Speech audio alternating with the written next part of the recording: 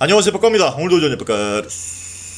최근 부산에서 돌려차기남 사건이 있었죠. 얘 생각하니까 갑자기 또 카라큘라도 생각나는데 내일 카라큘라 구속심사가 있을 예정이라고 합니다. 또 어떤 인터뷰가 있을지 궁금하죠. 아무튼 저번에 돌려차기남 사건이라고 굉장히 시끄러웠었어요. 그런데 이번에 이 사건을 갖고 영화를 만든다고 합니다. 그래서 주인공이 바로 누구냐면 전효성이라고 해요. 부산 돌려차기 사건 영화로 만든다. 주인공은 전효성. 아니 저 소재가 그냥 지나가는 여성 시민에 대한 어떤 미친놈의 묻지마 폭행 아니야? 저게 뭐 어떤 기승전결이 있길래 저걸 영화로 만들죠? 묻지마 사건이라는 게 말 그대로 아무런 이유 없이 갑자기 하는 범죄인데 이걸로 뭐 경각심을 일으켜서 범죄를 예방하고자 하는 것도 아니고 결론이 뭘까? 한국에 이렇게 잠재적 범죄자 한남들이 이렇게 많다 이런 거 아닐까? 아니 오히려 사랑했던 혹은 사랑한 척했던 남편을 그렇게 한 고유정이나 이은혜 사건이 더 재밌는 스토리 아니야. 굳이 묻지마 범행 사건에 밤거리 발언을 한 전효성이 주연이라고 하는 게 의도가 굉장히 수상합니다. 전효성만 아니면 뭐 그러려니 싶을 텐데 저 둘의 조합이 되잖아. 전효성은 이제 다들 아시죠? 처음부터 섹시 컨셉으로 뜬 사람인데도 불구하고 갑자기 뭐 어느 순간 무슨 바람이 들었는지 자서전을 쓰는데 내용을 보면 무슨 뷰티라는 잣대로 나를 평가하는 걸 당연하게 생각했고 여자는 인형처럼 예뻐야 하고 쌩얼도 예뻐야 하고 말라야 되고 뱃살도 없어야 하고 비율도 좋아야 하고 등등 이렇게 나를 몰아붙였다. 여자에 대한 미적 기준이 필요 이상으로 높다는 걸 알면서도 그런 힘듦을 경쟁시켰다. 그래서 이제 본인도 탈코르셋 비슷한 걸 하겠다. 메이크업을 하지 않아도 무슨 상관이란 말인가. 뭐 이런 식의 자서전을 쓰기도 합니다. 아니 본인이 지금 돈 벌고 유명한 이유가 방금 말한 미적 기준 때문인데 지금까지 실컷 누려놓고 이제 와서 저런 소리를 한다고? 누구보다 그 치열한 아이돌 경쟁판에서 뜨길 원했던 사람은 본인 아니었을까? 그럼 지금까지 본인을 띄워주고 관리해준 소속사나 코디해주고 메이크업해준 사람들을 모두 가해자로 만드는 거죠. 또 지금까지 나온 여러 음악 프로나 예능, 드라마 등등도 죄다 강제로 화장시키고 옷 입혀서 억지로 출연시킨 거네. 고소하세요. 이게 전형적인 피해자 마인드, 페미니즘의 근간입니다. 어쨌든 전효성은 그러다가 또 착한 생활 브이로그를 하면서 무슨 슬기로운 제로 웨이스트 이러면서 친환경 영상도 찍습니다.